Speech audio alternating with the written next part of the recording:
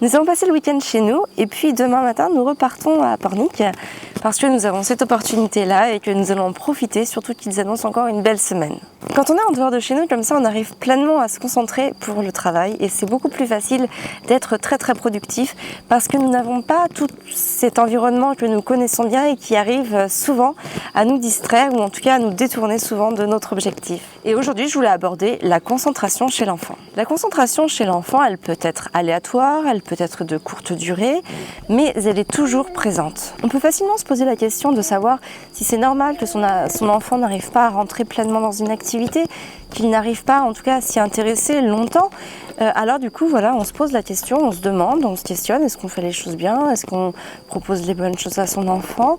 On est vraiment dans une réflexion parce que on peut vite avoir l'impression que son enfant n'arrive pas à se poser assez longtemps sur la même activité. On entend très souvent que la concentration de l'enfant, en fait, c'est un peu dû au caractère.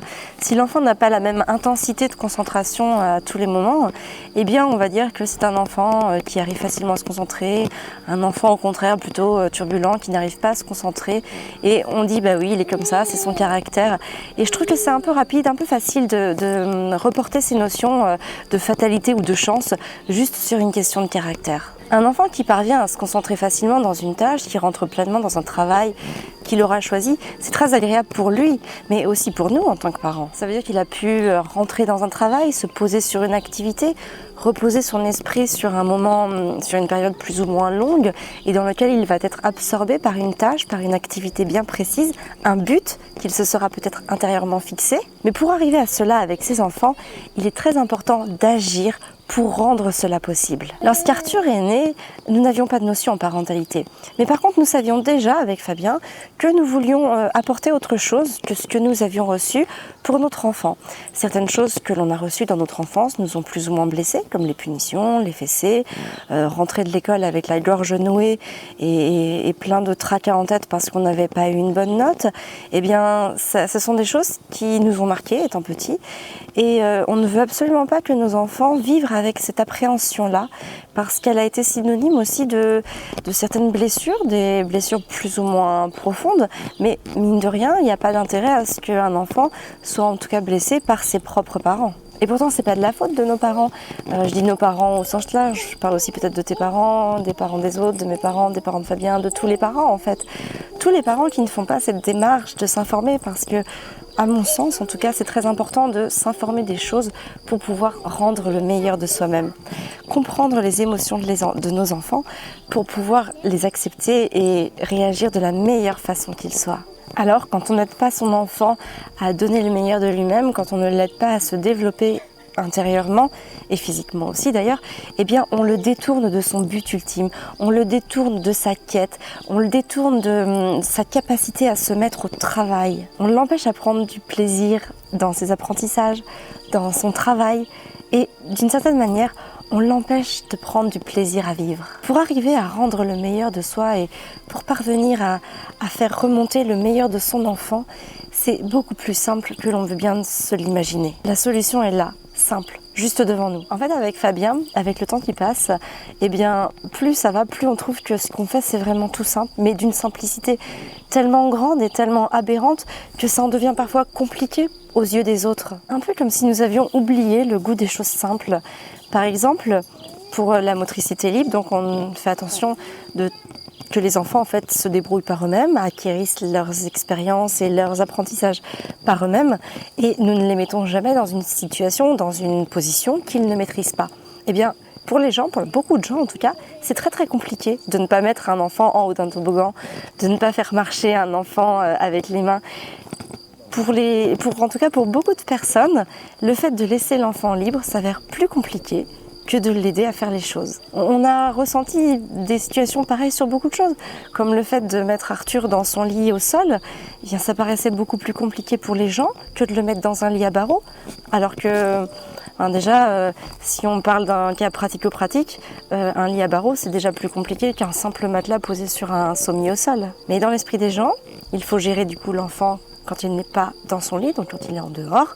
Et à partir de ce moment-là, il n'y a plus l'effet barreau qui va venir freiner l'enfant, qui va venir le gêner et surtout venir le conditionner au même endroit. Donc quelque part, oui, ça peut être plus compliqué. Chez nous, la simplicité qui va permettre à notre enfant de rentrer dans une activité quand il veut, où il veut, pendant le temps qu'il veut, passe par beaucoup de petites actions, mais j'ai envie de dire 3 principales. La première, c'est l'ambiance. Il ne faut pas trop de choses, mais pas trop peu non plus. Un peu comme avec le yin et le yang.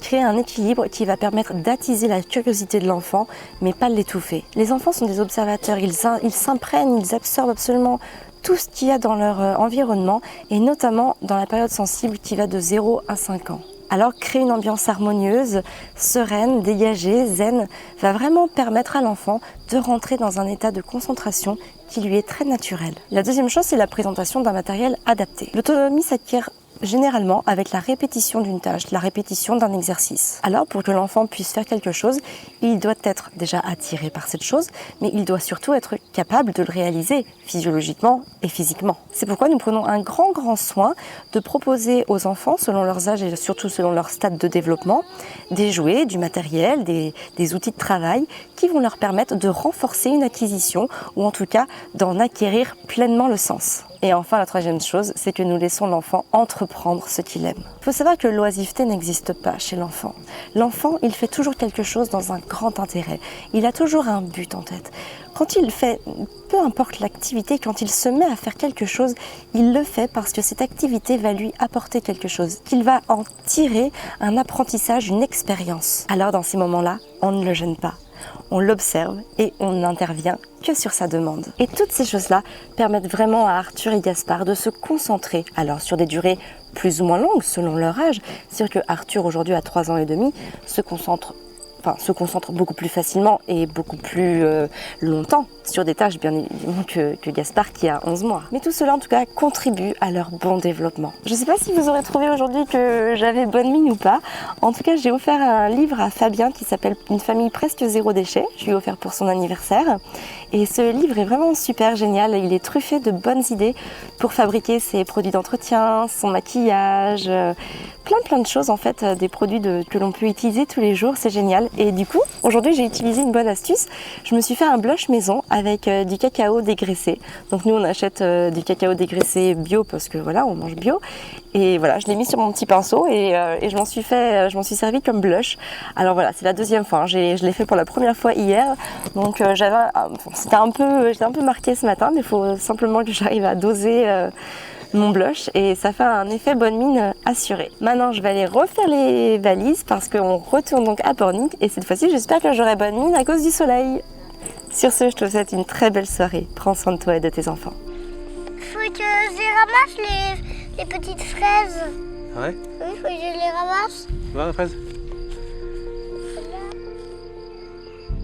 Le week-end, j'ai décidé de parler un peu plus de ce qui nous a amené dans la parentalité positive et bienveillante, nos façons de consommer, nos façons de nous soigner, nos façons aussi d'envisager le monde, notre réflexion par rapport à ça, et puis tout ce cheminement.